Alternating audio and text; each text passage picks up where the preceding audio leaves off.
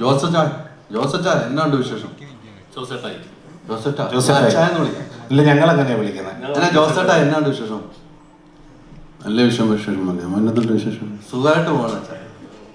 അടുത്തെന്താ? എനിക്ക് തോന്നുന്നു 104 ദിവസം ഷൂട്ട് ചെയ്ത കഥ പറഞ്ഞപ്പം ഇന്നലത്തെ ഒരു ഇന്റർവ്യൂവിൽ പറയുന്നുണ്ടായി മമ്മൂക്ക, അതിലേറ്റവും കൂടുതൽ ആക്ഷന് വേണ്ടി ദിവസങ്ങൾ മാറ്റിവെച്ചു, ചേസിങ്ങിന് വേണ്ടി. അപ്പം ഞങ്ങൾ പ്രതീക്ഷിക്കുന്ന മാസാണെന്ന് ഞങ്ങൾ പറഞ്ഞു. മമ്മൂക്ക പറയും മാസ് അല്ല എന്ന് പറയും, മമ്മൂക്ക ക്ലാസ് അല്ല എന്ന് പറയും. ഞങ്ങൾ ഏത് രീതിക്കാണ്? ഞങ്ങൾ മൊത്തം ഏറ്റെടുക്കാൻ തീരുമാനിക്കുകയാണ്. തീർന്നില്ലേ പ്രശ്നം? ഏറ്റെടുക്കുക. ഞാൻ നിങ്ങളെ ഏറ്റെടുത്തു കഴിഞ്ഞാൽ എനിക്ക് സമാധാനമായി. നിങ്ങൾ ഏറ്റെടുത്തിരിക്കുന്നത് അറിഞ്ഞതിൽ വളരെ സന്തോഷം. നമുക്ക് പോവാം. എങ്കിലും ആ കഥ, ഈ കഥാപാത്രം, സിനിമയായാലും കഥാപാത്രം എന്നൊക്കെ പറഞ്ഞ് ഇദ്ദേഹം പറഞ്ഞ പോലെ ഒന്നും എന്ത് വലിയ ട്രിക്കൊന്നുമില്ല. നമ്മൾ സാധാരണ സിനിമയിൽ വിളിക്കാൻ പറ്റുന്ന പോലെ സിനിമയിൽ വിളിച്ചിട്ടുണ്ട്. പിന്നെ ഈ പറഞ്ഞ പോലെ ഈ മലയോര കഥാപാത്രങ്ങൾ ഒരുപാട് ഞാൻ അഭിനയിച്ചിട്ടുണ്ട്.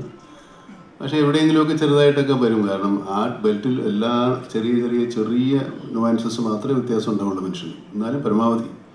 പിന്നെ നമ്മുടെ കഥ പ്രധാനമായിട്ട് നടക്കുന്നത് കേരളത്തിലല്ല, ഭൂരിഭാഗവും തമിഴ്നാട്ടിലാണ്. പിന്നെ മറ്റുള്ളവരെ ആരും ആ ഭാഷ പറയുന്നില്ല.